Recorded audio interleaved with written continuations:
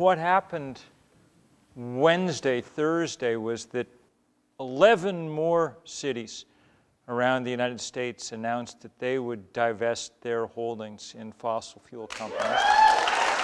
And that would not have happened. That would not have happened, at least this fast, if we hadn't been able to say, Seattle, one of the great cities in the whole country, it's already done this. It's not that scary. It's not that hard. You can do it. Let's get the bad news out of the way first. We're completely screwed in all kinds of ways. You know, having written the first book about all this stuff 25 years ago, it's not that I was not unprepared for global warming to kick in, but everyone, all the scientists, were unprepared for how quickly and on what scale it would kick in. We've raised the temperature 1 degree Celsius thus far. It's not that much. It's about 3/4 of a watt of extra solar energy per square meter of the Earth's surface that we're trapping. Less than a small white Christmas tree light per square meter, but there are, in fact, a lot of square meters on the surface of the Earth. And so when you add it all up, it's the energetic equivalent, I think Jim Hansen calculated recently, of about 400,000 Hiroshima-sized bombs going off daily, the extra energy that we're trapping. And so that energy's starting to do big things. The biggest thing it's done so far, maybe, is pretty much melt the Arctic. The new cryosat data that came out 2 weeks ago now shows that there's only about 20% of the summer sea ice left in the Arctic that was there 40 years ago. That's not a good sign. I mean, there are only so many large physical features on the planet, things that you can kind of see from outer space, and when you begin breaking them, that's not good. And of course, the other ones aren't that far behind. The ocean is all the oceans are about 30% more acidic than they were 40 years ago. And you all are already seeing the effects here and the ability of things like oyster farmers to keep their crops growing. But if you think about that, you quickly realize that we only know about that because someone's actually kind of counting and selling and whatever. I mean, if it's happening there, it's happening all up and down the marine food chain. And of course, on land, what we see most is the change in hydrology. Warm air holds more water vapor than cold. The atmosphere is 5% wetter. So that's a big change.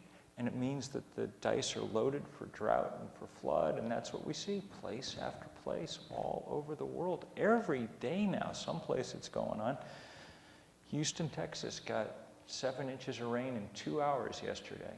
And then it followed with, I mean, some parts they had a hailstorm so intense that there are pictures, video up now of this river of hail sort of washing away down through. The week before that, it was Buenos Aires. A rainstorm so severe, the governor called it a tsunami of rain, more than they'd ever measured before. 50-some people apparently died in their cars, as the water rose. By now, sort of biblical scale bizarreness almost on a daily basis. And since we're in church, worth noting that the people who get hurt the worst and the first are the people that we're called upon most to try and protect. The least among us, the poorest people on the planet, are the earliest victim. Not that by now it isn't sort of affecting everyone, but, think about, say, Superstorm Sandy come roaring up the East Coast last fall. And it was a big storm, and we paid attention to it. The lowest barometric pressure ever recorded north of Cape Hatteras. And the largest wind field we've ever measured. The wind, tropical storm force winds 1,040 miles out from the eye and all of that. And of course, it did horrible damage in New York and New Jersey. And it should have given anybody pause. I mean, the idea that our technologically advanced civilization is invulnerable to this sort of thing should have been kind of laid to rest by the sight of seawater pouring into the New York City subway system. But the place that got hit the worst from Hurricane Sandy was Haiti. More people died there than died in New York. There's still a cholera outbreak underway. They lost something like 40% of their crops as that storm blew through, and the same all over the world. You know, it was the year before that that floods in Pakistan were so intense that 20 million people were out of their homes. The Indus River was covering a quarter of the country. Our drought last summer in the Midwest, when it was too hot to grow corn on the richest farmland in the world, that drought was a problem for farmers there, but of course they all had crop insurance and the federal government and things to back them up. It was a real problem for poor people in the rest of the world. You know, if you have to get up in the morning and find enough coins to go to the market and buy cornmeal to make tortillas with for your family that night, a 30% increase in the price of corn was the biggest thing that happened in your world last year, you know. And of course, the scary part is we're barely at the beginning of this saga. We've raised temperature 1 degree, but the same scientists told us that would happen, are quite robust in their prediction that it'll go up 4 or 5 degrees before the century is out unless we get off coal and gas and oil far more quickly than any government currently plans. And we can't deal with temperature increases like that. The agronomists at, well, there's a great study from Stanford and UW 3 years ago now that found that from this point on, every degree increase in global average temperature should cut grain yields about 10%. So if the temperature goes up 2 or 3 degrees, the number of calories on the planet could go down 20 or 30%. I mean, we saw how that could happen looking at the Midwest last summer. Try to imagine an Earth like that. You all know enough about this planet to be able to guess what that means for any of the things we care about on this Earth. It's gotten very basic. The National Oceanic and Atmospheric Administration released a report in January saying that it's already hot and muggy enough that the ability of humans to do outdoor labor has been cut 10% already, and that by mid-century that'll be closer to 30% on current trends. It doesn't get much more basic than that. So that's all the bad news. You can take a breath, and I will take a breath. The good news is, maybe, that we're starting to figure out how to rise to this occasion. I mean, a good logical question is, given that scientists have been telling us this for 25 years, and given that economists have basically told us what we need to do to prevent it, put a price on carbon that reflects the damage it does in the atmosphere.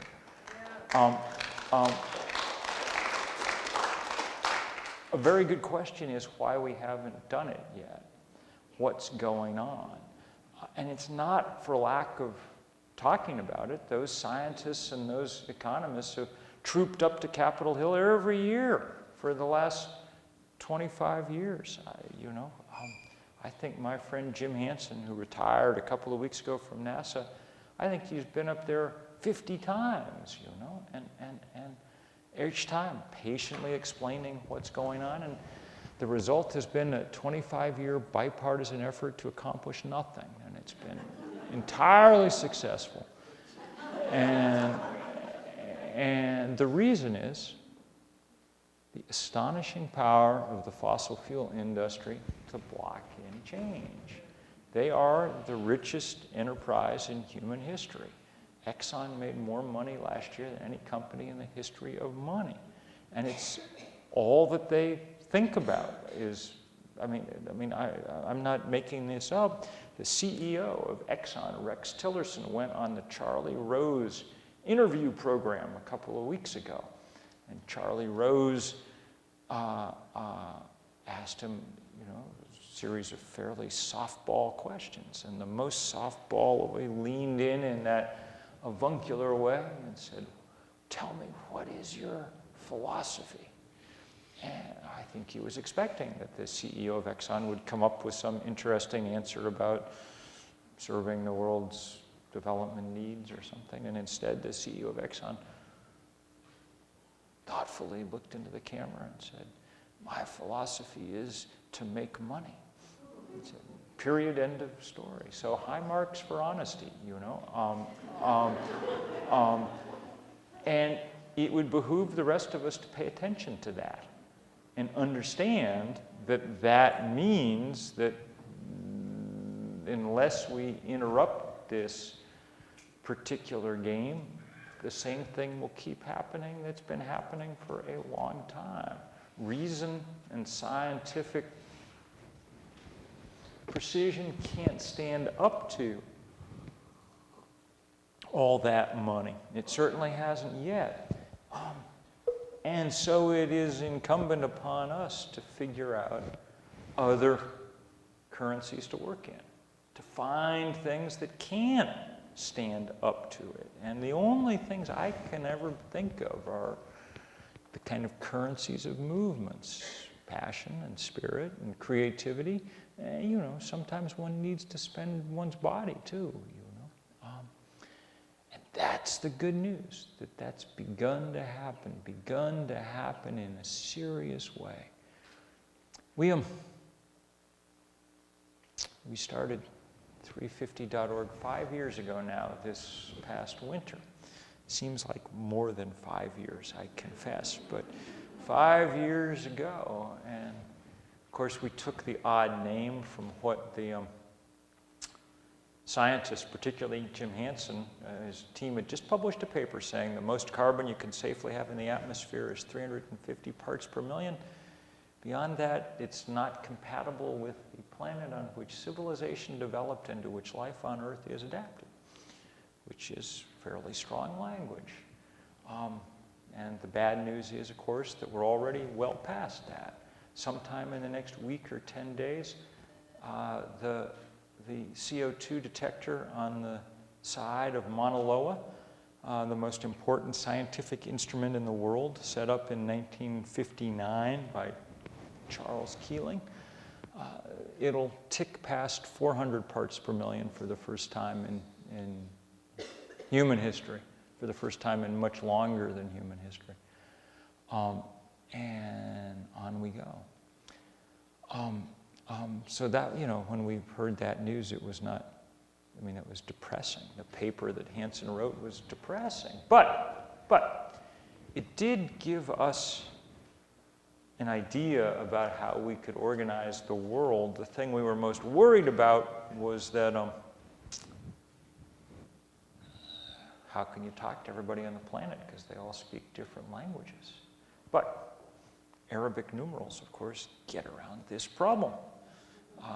350 means the same thing in Seattle and in Saigon, you know, so we went to work. When I say we, in this case, at the beginning, it was myself and 7 undergraduates at Middlebury College, where I teach. We had no money, which should have probably concerned us, and no, you know, list or anything, but we were, you know, we didn't know enough not to know what we shouldn't be doing. And anyway, there were 7 undergraduates, and there are 7 continents, so each one took one, and off we went to work. And the guy who got the Antarctic also had to take the internet, and it's only fair, and we went to work, you know, and our work, well, our work was really sort of what I'm doing tonight. It was to find other people like ourselves around the world that we could convince to pitch in. And not everywhere is there something called an environmentalist, you know, but everywhere there's somebody worried about development or women's issues or hunger or war and peace, or the things you can't have on a planet that's just disintegrating. So they were the natural allies. And we asked everybody, including people here in Seattle who did a great job. So we took this first day in the fall of 2009, and everybody come together to help, please, figure out something to do. We had no idea if it would work. We got the sense that it was going to work 2 days beforehand. When we were sitting around our little office, borrowed office, around a table, we had one table, 8 of us there with our laptops open, and the phone rang, satellite phone rang, and it was our leader in Ethiopia. Like everybody else, like me, still a volunteer in this work. And like many of our leaders, she was 17, and she was in tears. And she said, the government took away our permit for Saturday. We can't do our thing then. We're going to do it today before they can stop us, which was brave, but that wasn't why she was in tears. She just kept saying, we so want to do this the same time as everybody else. We don't want to spoil it for everybody. We want to be part of the whole big thing. And she said, and here we can show the slide, I think, and she said, we do have 15,000 kids right now out in the street in Addis Ababa chanting 350. So I was like, wow, don't worry about the date, it's okay. And on we went. And we can just flip through a few of these pictures. For the next 48 hours, you can just go through if you want here. The picture, those are American soldiers in Afghanistan. One of the things to note as you go through, and you can stop on this one for a minute, one of the things that's really important to me, over the next 48 hours, there were 5,200 demonstrations in 181 countries. CNN called it the most widespread day of political activity in the planet's history. And the thing that was important to me to note, because I had always heard my whole life that environmentalism was something that rich white people did. It turns out actually that's not true at all. I mean, in fact, the biggest obstacle in the way of human progress at the moment is rich white people.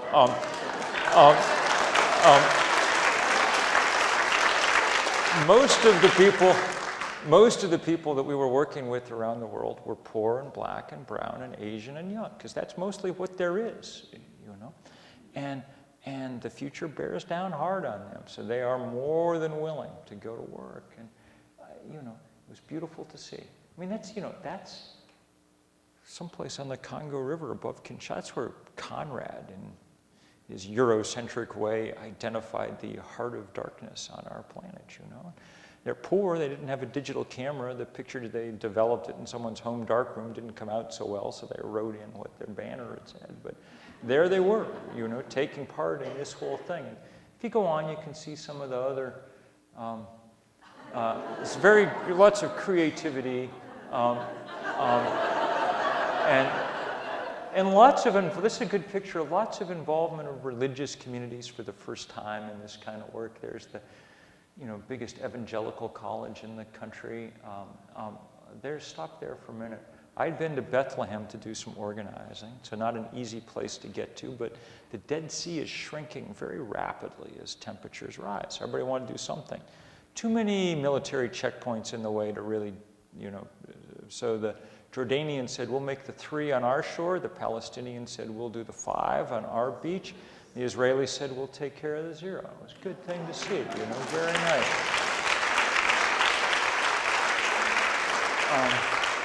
300 demonstrations across China, important place to be doing this work. Police busted up one of them, but the others went off, and it was good, you know. Those are our allies in the Maldives.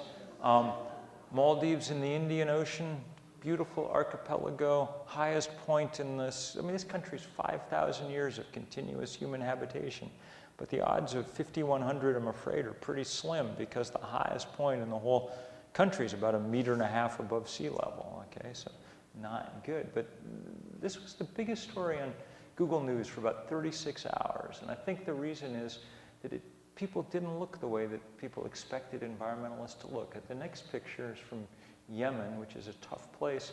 All the women in that 0 are wearing full black burqa, okay? So To us, they don't look like members of the Sierra Club, but their, hearts are in exactly the same place. They're thinking about the future. They're thinking about other people. They're thinking about something beyond themselves.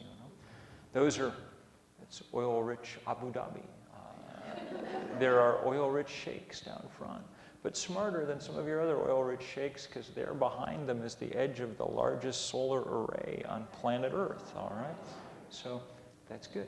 There were 300 or 400 pictures that just ended up in a file called 350 Adorable.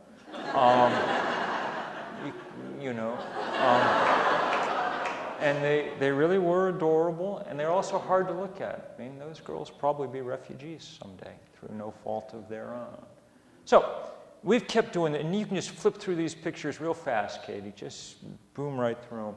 We've kept doing these work all over the world. We've had 4 of these big global days of action, and Seattle's always been a huge help and in the lead. We've done about 20,000 rallies in every country on earth except North Korea, and it's been wonderful and exciting and beautiful, and it's spread this message in lots of places where people didn't know about it. And it's been very exciting and good and useful work, and I've enjoyed every minute of it. And sometimes we've done huge art projects. Tom York of Radiohead assembled 3,000 of his closest friends there in blue raincoats to make an image of King Canute trying to hold back the rising tide. We were making pictures so big, there's so many people in the next one from the DR that we had to, the only way to take a picture was to borrow a satellite for the day, just beautiful big images. That's scarab beetle, there's polar bear. That one stopped there. That one's to dry riverbed in Santa Fe, and when the satellite came over, just thousands of people put blue sheets up over their heads to kind of try and bring it back to life for a minute. And they, so stop there. All that educational work's incredibly important and really good. And I've loved doing it, and I think it's vital and all of that, but I also think it's not enough. All the time we were thinking, as we build this movement, we've got to build it to the point where it can start to take serious action, and that's what we've been trying to do. And in a sense, that really began with this fight against this Keystone Pipeline, which nobody had heard of in the spring of 2011, except the people who live up in Alberta, the native people whose lives have been turned upside down, and except a few people along the route, mostly in Nebraska, ranchers who were upset at their land being taken by eminent domain and worried about the danger, as they should be, of spills into the Oglala Aquifer. But nobody else had heard of it. And then Jim Hansen put out a little paper saying, you might want to pay attention because those tar sands in Alberta are the second largest pool of carbon on Earth. If you could burn them all off tonight, the atmospheric concentration of CO2 would go overnight from 400 parts per million to 540 parts per million, just from that one place. Never mind the Middle East or Venezuela or Australia or China or anything else, just there. So though everybody said the odds were impossible, we decided to at least make a little fight of it.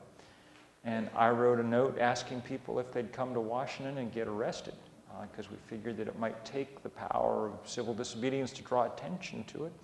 And to our surprise, and everybody else's surprise, a lot of people, well, actually the most surprised were the police, who are used to dealing with 3 or 4 people at a time doing this. But on the first day of this 2-week thing, there were 80 or 90 of us showed up. And so the police said, well, we're not going to do what we usually do, which is just take you to the police station in handcuffs and fine you $100 and let you go.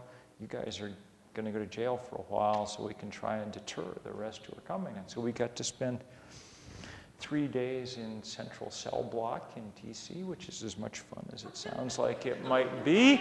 But you know what? Not the end of the world. The end of the world's the end of the world. And that's why we're sort of doing this stuff. And it was actually really powerful. And it didn't do what the police had hoped. The logic that probably works fairly well with criminals appears to backfire with idealists, you know,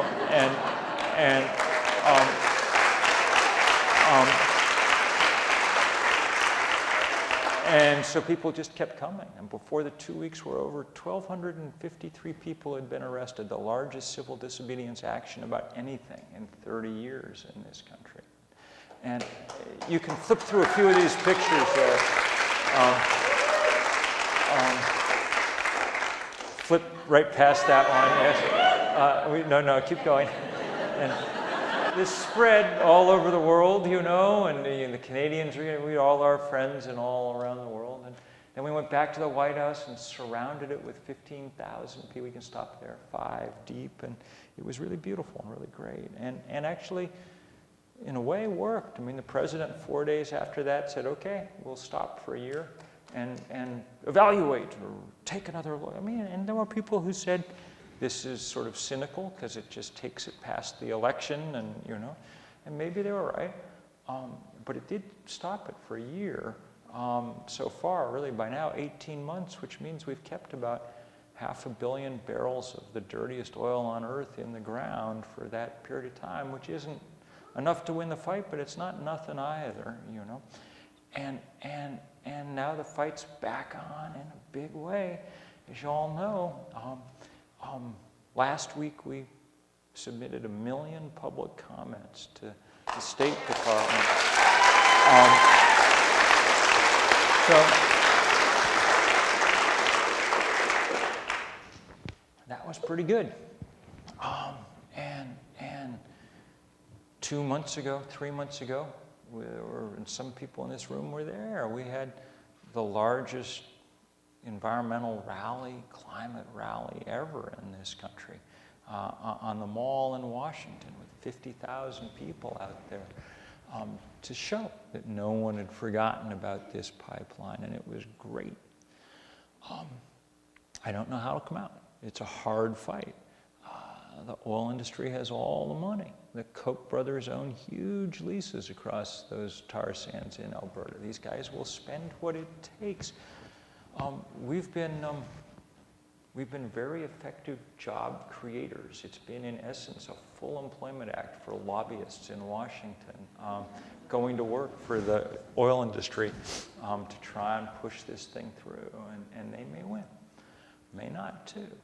But it's helped spawn all kinds of other fights, and I think sort of help people understand that it's time to take these guys on. And so up in Canada, people have blocked, and really blocked, the proposed pipeline to the coast of British Columbia. It's not going to get built.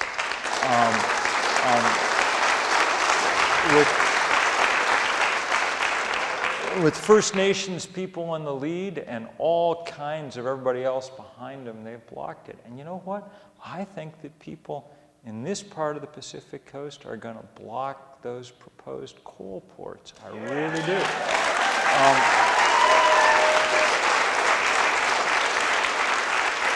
Of the 5 proposed coal ports, 2 are dead already. And that's good, because every time that we knock another one off, it lets us concentrate that much harder on the ones that are left, you know. I don't think they're going to get built. People are, I think, maybe passing around the, if there's anybody here who's not part of Power Past Coal, you should be, because you guys have the absolute historic opportunity to be a real, to be a significant pain in the ass to the fossil fuel industry. They cannot get their stuff out of Montana and Wyoming. There's huge coal, as big as the tar sands. They can't, Jill, are you passing that around? Good.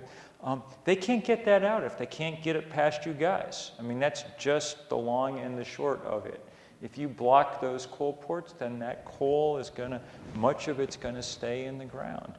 And if you can do it, if we can keep it in the ground for 3 or 4 or 5 more years, well, it'll never get burnt, because sooner or later the planet is going to realize that it's in the process of committing some kind of strange suicide. And at that point we'll wake up. So our job, those of us who already know that, is to keep things as where they are for the short run, so that in the long run it'll still be there.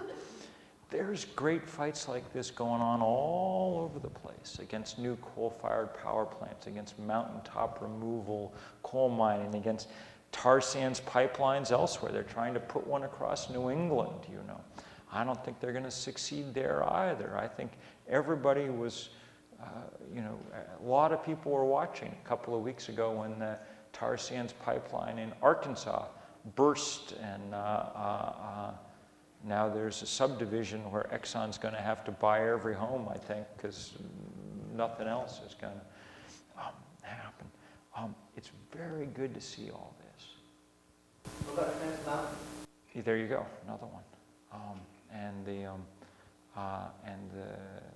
Kinder Morgan pipeline across BC, and many, many others. And that's kind of the point I was going to make next. We're actually not going to stop global warming one pipeline at a time. Though we got to fight all these things, and we got to play defense every place we can, we also have to go on offense against these guys, okay? Because there's just too many coal mines and pipelines and everything else. It's incredibly hard to figure out how to stop each one. Too much gets through. The basic structure of this industry has to change. We have to be able to put that price on carbon, and we have to be able to do it. That means that we have to break the power of that industry enough to allow that to happen. Because at the moment, we're not close in Washington. The terrible cap and trade climate bill that hardly would have done anything. It was as meek and mild a piece of legislation as you could imagine. But when it came up in 2009, when there were still 60 Democrats in the US Senate, they didn't even take a vote on it. They were so scared of the fossil fuel industry. The last whip count before they abandoned the whole operation showed that there were 43 senators willing to vote for this incredibly weak thing. We're far away, which is why we have to figure out how to weaken the power of these guys, which is precisely why we're doing this divestment work around the country. I published a story in Rolling Stone last summer, and what it said was, you know, the math is now painfully clear. If we're going to stay below 2-degree temperature increase, the scientists tell us we can burn 565 more gigatons worth of carbon. That'll take us about 14 years at current trend, which is not good. But much worse was the third number, the new one that came from financial analysts in the UK who went through all the SEC filings and said, these companies have already in their reserves 2,800 gigatons worth of carbon, 2,800 billion tons. 5 times more than the most conservative governments or scientists on Earth think would be safe to burn. But they're going to burn it. I mean, that's what their share price derives from. That's what they borrow money against. That's what their business plan says they're going to do. They're going to burn it, and then they're going to go looking for more. Exxon spends $100 million every single day looking for more hydrocarbons to burn up in the Arctic, or where all, I mean, up in the Arctic's particularly ironic and annoying. I mean, they melted the damn thing, and now they're, you know, okay, good, that makes it easier to look for more, you know. The end of this story is written unless we change script. There's no doubt or speculation or wishful thinking, which is why we said, let's try and go after these guys the same way we did around apartheid 25 years ago. One of the few times that we've been able to stand up to big industry. And that divestment campaign was very powerful. 155 colleges and universities divested, 100 and some city and state governments. And You know, when Nelson Mandela got out of prison, one of the first places he came was the U.S., and he did not go to Washington, D.C. first. He went out to the University of California to say thanks to students who had forced the divestment of $3 billion worth of stock. And he said, we fought for our own liberation, but in a globally linked world, we can't do this by ourselves. We need everybody. We need people pushing who have access to the wealth and the power and the prestige. And when we were doing this tour around the country in November, trying to kind of spark this thing, we showed a great video, a little video from Desmond Tutu, Mandela's great accomplice in that work, winner of the Nobel Peace Prize, and maybe greatest churchman in the world, you know, at the moment. And Tutu said, if you could see what was happening now in Africa, the famine and the drought and things, you would know why I'm asking you to take up those same set of tools that I asked you to take up 25 years ago. Go to work. And the good news is that people have. By the time we were done that tour in Christmas time, there were 200 and some college campuses where this divestment fight was underway. It's grown to 343 now. 4 campuses have now divested their fossil fuel stock, way ahead of our schedule, and very exciting to see. And we're still in the early days, you know. We're still in most places at the point where we're just getting the boards of trustees to say no so that we can really begin the, you know, work. I'm not going to tell you where, but someplace tomorrow, I think we're going to have the first serious, you know, place where the president comes into his office and finds that he's not the only one there, you know, and that'll be good.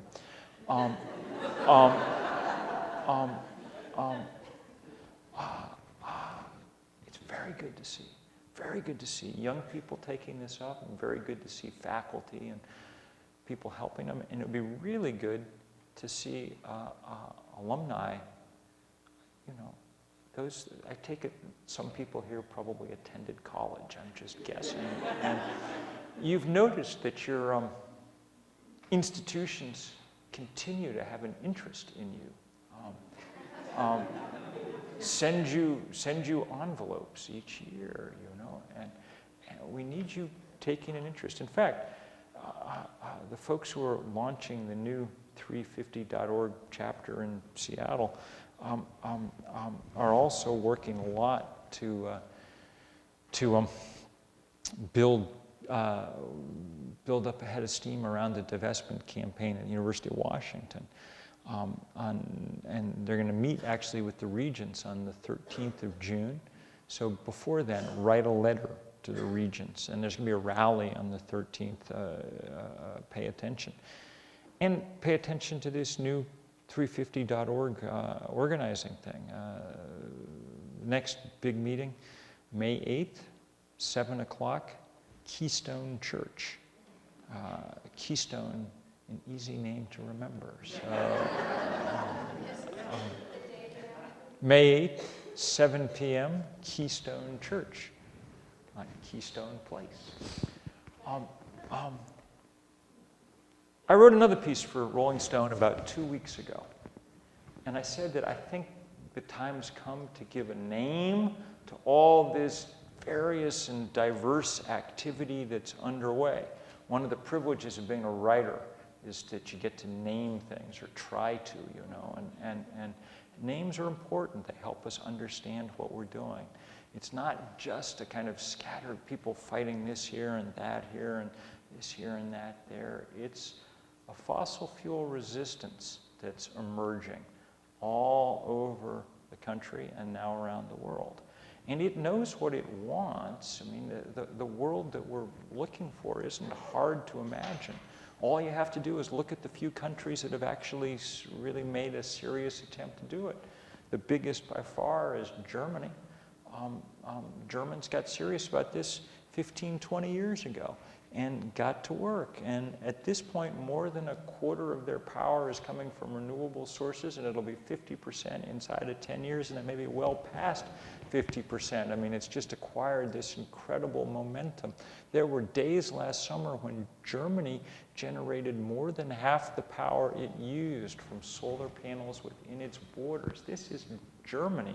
Munich is north of Montreal, you know. I mean, this is, think what you could do if you happen to have, say, I don't know, Texas and California and Florida and New Mexico and Nevada. But you know what? There are, at the moment, there are more solar panels in Bavaria than there are in all of the United States, okay? So it's not, the point is a lack of technology that flusters us.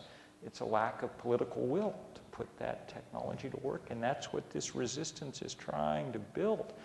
And it's trying to build it by taking down the power of the people who are in the way. This industry that simply has to meet its match before the planet meets its match. It's not that we have anything against the people who work in it. The day that we put a serious price on carbon is the day that the fossil fuel companies become energy companies. And one guesses that Exxon, if it spent $100 million a day putting up solar panels, would be pretty good at that, you know? It's just that they can't make quite as much money doing that. The problem with solar energy from their point of view is it's difficult to meter the sun, you know? And so they can make money, just not quite as much. And that's why they'll fight it tooth and nail, and that's where we need to be. I think, Katie, there's a few more pictures here, if I remember correctly. You know, there was a day last spring, last April, when the biggest climate denier, the fossil fuel-funded group called the Heartland Institute, put up these billboards that had all these pictures of strange, like, serial killers, Charles Manson and stuff. And apparently the point was to try and convince everyone that everyone who believed in global warming was a serial killer, you know, of some kind. It's, you know, it's like, it's not only sort of rude and hateful and stuff, it's also just like bizarre logic anyway. I mean, it's like, you know, what if Adolf Hitler had believed in gravity? Would that mean that it was, you know, we couldn't do it, you know, the rest of it? But it was actually, I think the reason they did it was because that same weekend, they put these up on a Friday morning, and that day, the next day, we were launching this most recent of our big global days of action, which we called Connect the Dots. And we were asking people all over the world in places that had felt the sting of climate change to rally. We were trying to put a human face on climate change. We're trying to do the opposite, really, of what those guys were doing. Show people what people who had already felt, they didn't believe in climate change, they knew that it was going on. So we'll just, we have people in 3,000 places rallied, but these are some of them, you know, underwater on dying reefs or in places with horrible drought or with rising sea level. A few of the problems were slightly less acute, but there are folks in Bellingham doing their thing.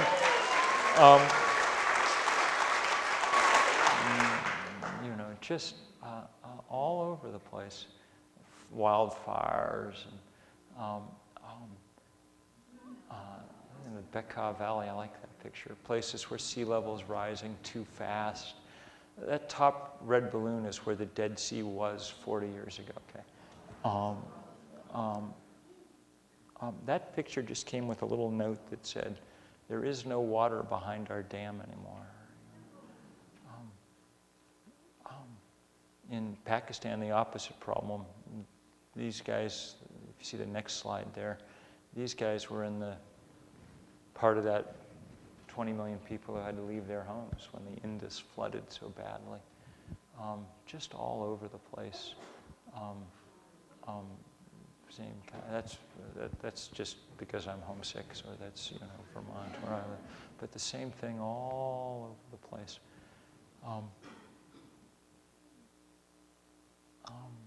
There they are blocking the coal trains on the BC border.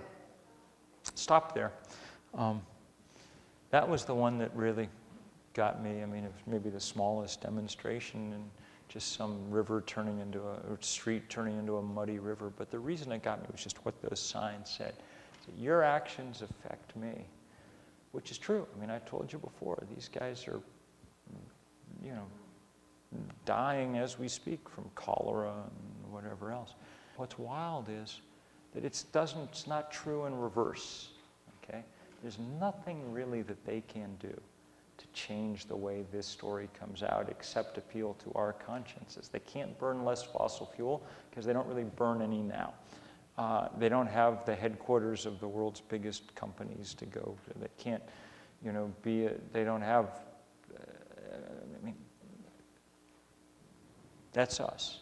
We have the ability to do those things. And we need you to do them. Keep your eye out at 350.org. The next thing we're going to do, I think, is going to happen this summer. The last 10 days of July are statistically the hottest 10 days of the year every year. And we're going to try to make them politically hot, too. 10 or 12 places scattered around the country where this fossil fuel resistance is fighting key fights. We're going to try and put a real focus on them and get as many people as we can there. And some of them will be doing civil disobedience. We might need some of you to be willing to. Actually, let me finish just by telling you two things from those arrests that we did in Washington that stuck in my mind as important. One of them, and I'm looking at the demographics of this audience, one of them, when I wrote the letter asking people to come get arrested, I said, I don't think college kids should have to be the only cannon fodder here in this stuff.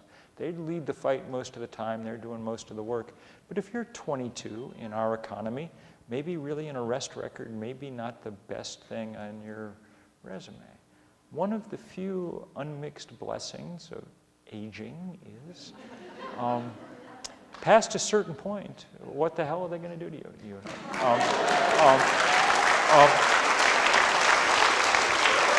And so it was quite good to see a lot of people who, you know, with hairlines more or less like mine appear. And we did not ask people, how old are you? Because that would be rude. But we did cleverly say, who was president when you were born? And the two biggest groups came from the FDR and the Truman administration.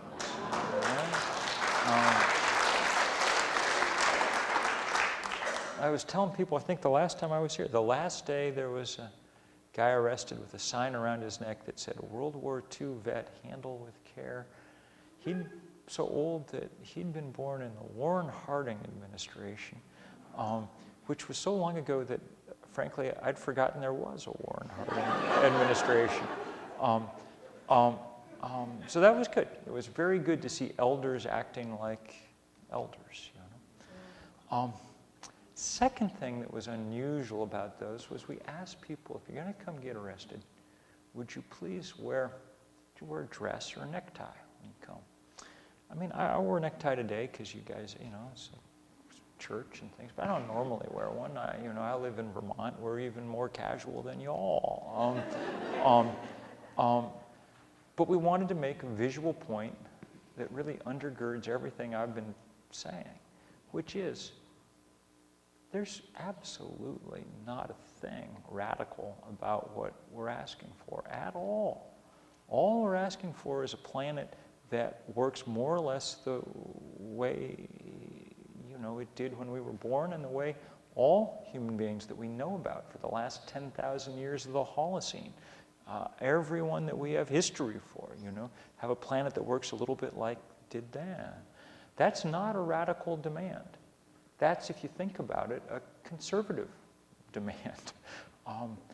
Radicals work at oil companies. Radicals work at coal companies. If you're willing to get up in the morning and your philosophy is to make money and you're willing to do it by altering the chemistry of the atmosphere in ways that scientists have said will be ruinous and that we now can see will be ruinous because we have melted the Arctic, if you're willing to do that, then you are a very great radical indeed. You are engaged in a more radical act than any human being that came before you.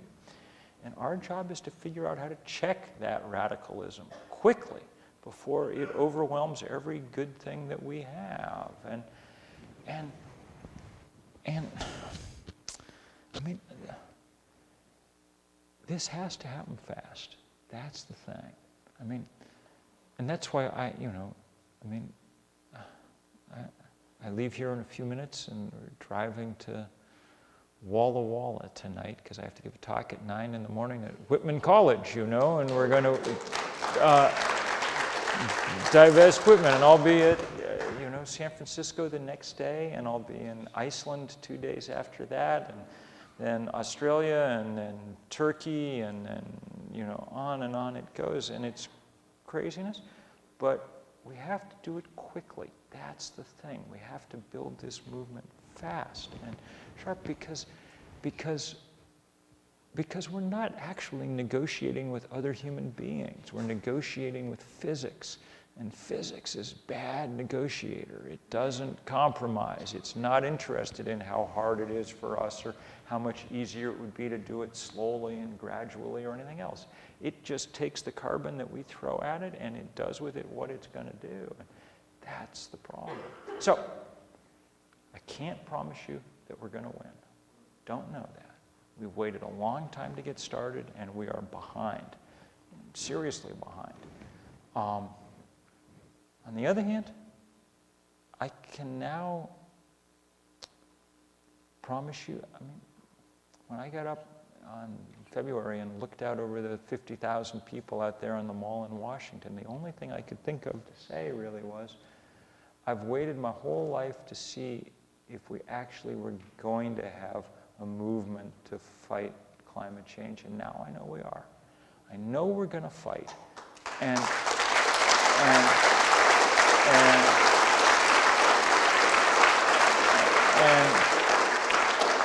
all I can say is I very much look forward to doing it shoulder to shoulder with you all and being back in this part of the world for the big party when all 5 of those coal ports go down and you do the right thing. Thank you all. Thank